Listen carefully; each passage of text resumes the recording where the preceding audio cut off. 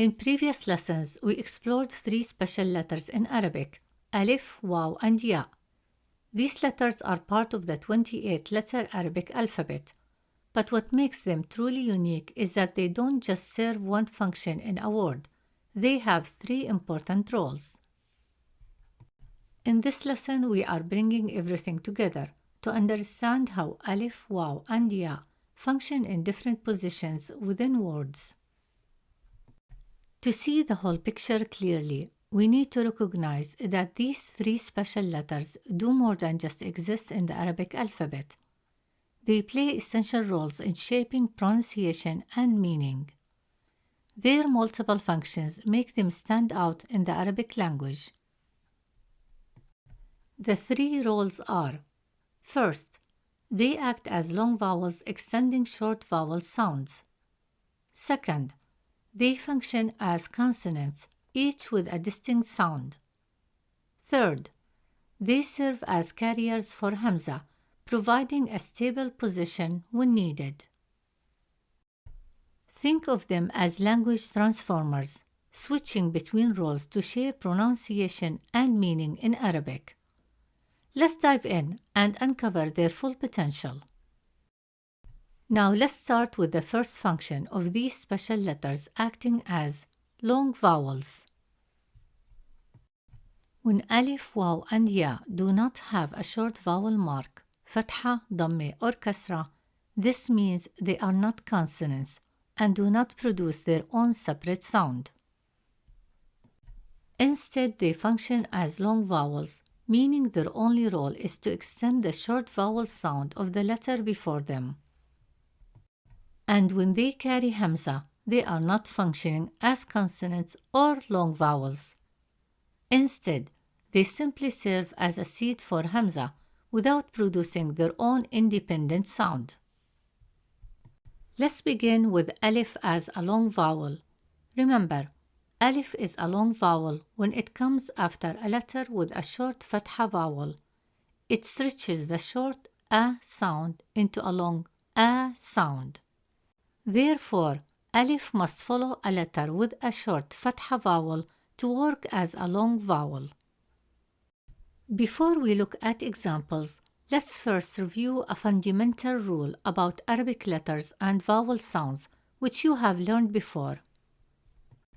All Arabic letters originally have a still consonant sound before any vowels are added. For example, the letter Mim has the original sound M. The letter Lam has the original sound L. The letter Jim has the original sound J. To achieve full pronunciation, every letter must be accompanied by a short vowel, fatha, damme, or kasra. Without a vowel, the letter remains in its still form, such as M, L, J.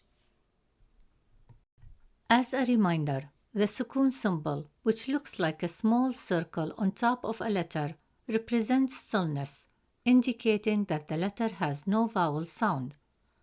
However, in most cases, sukun is not written, unless it's necessary to clarify pronunciation. If a short vowel is followed by a long vowel, it extends the sound of the letter, making it longer in pronunciation. For example, the letter Mim with short and long vowels. With a short fatha vowel, it sounds Ma. With a long vowel Alif, it becomes Ma, resulting in a long A sound. With a short damme vowel, it sounds Mu. With a long vowel Waw, it becomes Mu, resulting in a long U sound. With a short kasra vowel, it sounds Mi. With a long vowel Ya, it becomes Mi, resulting in a long E sound. Now let's look at some examples to see how this works in words. First example, the word kitab. In the word kitab, meaning book, the letter ta has a fatha vowel, which gives it a short a sound, pronounced as ta. Since the long vowel alif comes immediately after ta, it stretches the short a sound into a long a sound.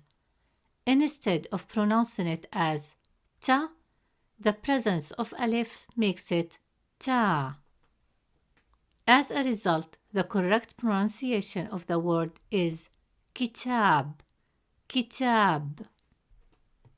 Second example, the word salam. In the word salam, meaning peace, the letter lam has a fatha vowel, which gives it a short a sound, pronounced as la.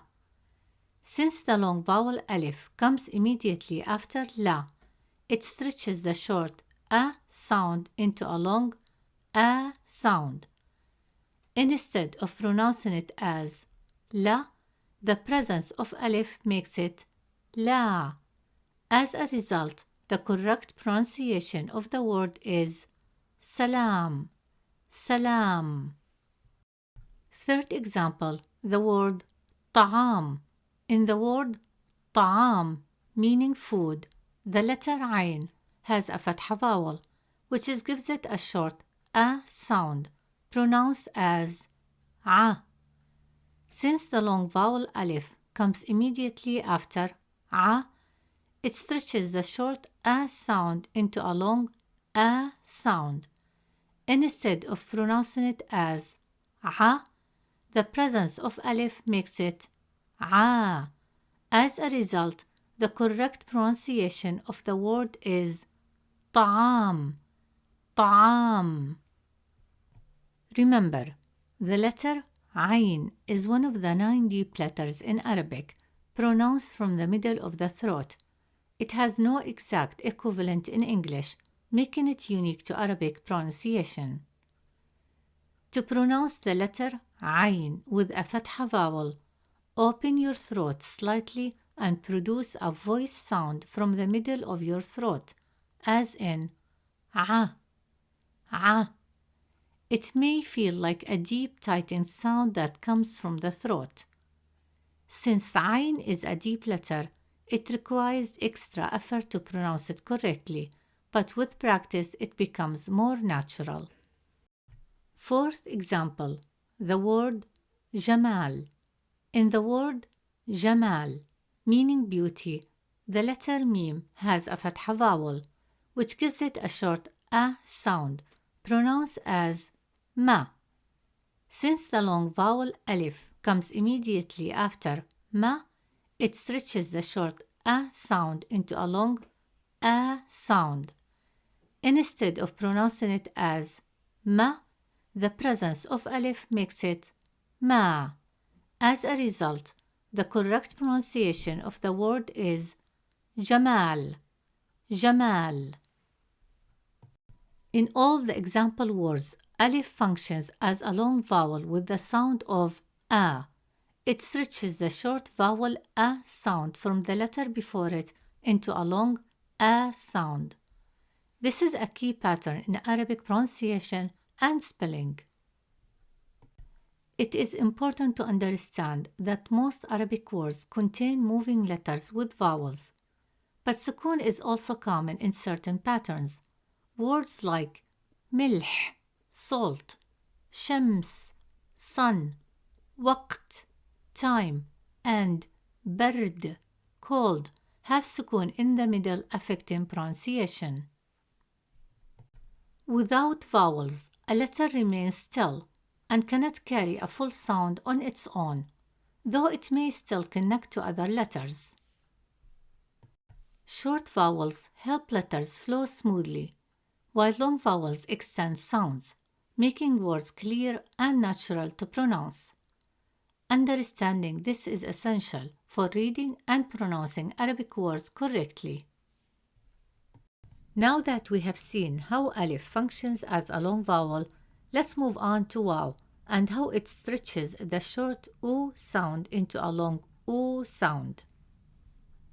Remember, the letter waw functions as a long vowel when it comes after a letter with a short damme vowel. This stretches the short oo sound into a long oo sound, like in the word nur, meaning light. Therefore, for waw to act as a long vowel, it must be directly preceded by a letter with a short damme vowel. Without this, it will not function as a long vowel. Let's look at some examples of waw as a long vowel and see how it stretches the short oo sound into a long oo in different words. First example, the word nur. In the word nur, meaning light, the letter nun has a damme vowel, which gives it a short oo sound, pronounced as nu. Since the long vowel waw comes immediately after nu, it stretches the short oo sound into a long oo sound. Instead of pronouncing it as nu, the presence of waw makes it nu. As a result, the correct pronunciation of the word is nur, nur. Second example, the word durus. In the word durus, meaning lessons, the letter ra has a damme vowel, which gives it a short oo sound, pronounced as ru. Since the long vowel waw comes immediately after ru, it stretches the short oo sound into a long oo sound. Instead of pronouncing it as ru, the presence of waw makes it ru. As a result, the correct pronunciation of the word is durus, durus. Third example, the word طيور. In the word طيور, meaning birds, the letter ya has a damme vowel, which gives it a short oo sound, pronounced as you. Since the long vowel waw comes immediately after you, it stretches the short oo sound into a long oo sound. Instead of pronouncing it as you, the presence of waw makes it you. As a result, the correct pronunciation of the word is طيور, طيور. Fourth example, the word صورة. In the word صورة, meaning picture, the letter sad has a damme vowel, which gives it a short oo sound, pronounced as su. Since the long vowel waw comes immediately after su, it stretches the short oo sound into a long oo sound.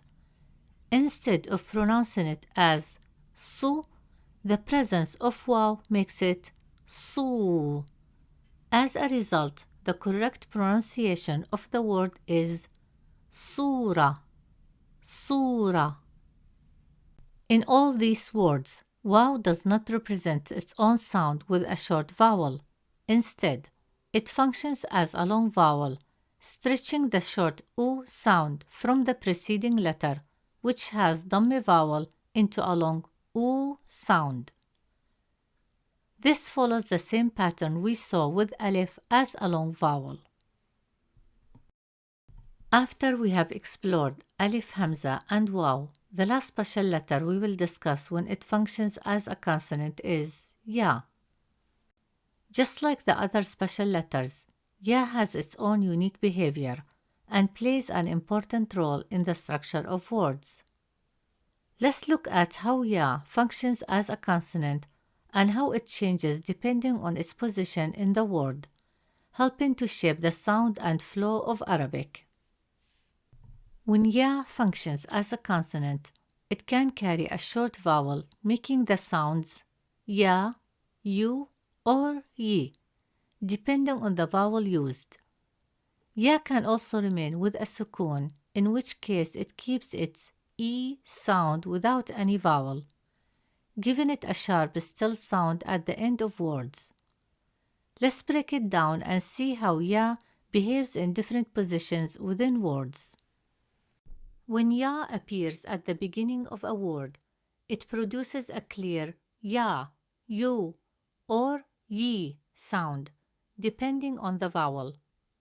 For example, with fatha vowel, ya, yad, yad, meaning hand. With dhamma vowel, you, yurid, yurid, meaning he wants. In both of these examples, you can clearly hear the ya sound as the words start with ya. When ya appears in the middle of a word as a consonant, it can carry any of the three short vowels, producing different sounds depending on the vowel. For example, with fatha vowel, غير, غير, he changed. With dhamma vowel, siyuf, siyuf, meaning swords. Here, the dhamma vowel is extended with the long vowel waw, producing a u sound. With kasra vowel, mutahayyir, mutahayyir, meaning confused. It is also common for ya to appear with sukun in the middle of words, where it functions as a consonant and gives a still sound, like in these words, ayn, ayn, meaning eye, bayn, bayn, meaning between, dayn, dayn, meaning that. In these cases, ya maintains its consonant sound without a vowel, creating a sharp and still sound. When ya is at the end of a word, it can sound like ya, you, or ye, depending on the vowel. This changes how it sounds, just like waw and hamza. Each letter behaves differently depending on the vowel. Here's how it works. First example with fatha vowel. Raya al-bustani, Raya al-bustani, meaning watering the garden. This phrase consists of two nouns in an idafa structure. Here, Raya is in the accusative case, mansoob in Arabic, with fatha as a sign, as the object of an implied verb. Al-bustani is in the genitive case, majroor in Arabic, with kasra as a sign, following the first noun in the idafa structure, meaning the watering of the garden.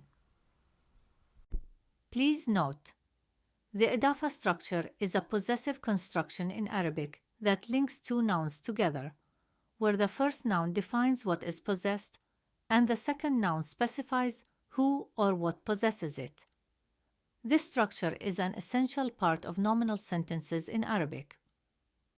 In Arabic, sentences are classified into two types: nominal sentences, sentences that start with a noun; verbal sentences, sentences that start with a verb. Since Raya al-Bustan begins with a noun, it is part of a nominal structure. All the grammar rules related to nominal and verbal sentences will be explained in more detail in future lessons. Second example with dhamma vowel. Rayu al-Bustani, Rayu al-Bustani, also meaning watering the garden. This phrase consists of two nouns in an idafa structure. Here, Rayu is in the nominative case, marfu' in Arabic, with dhamma as a sign, as the subject of an implied verb.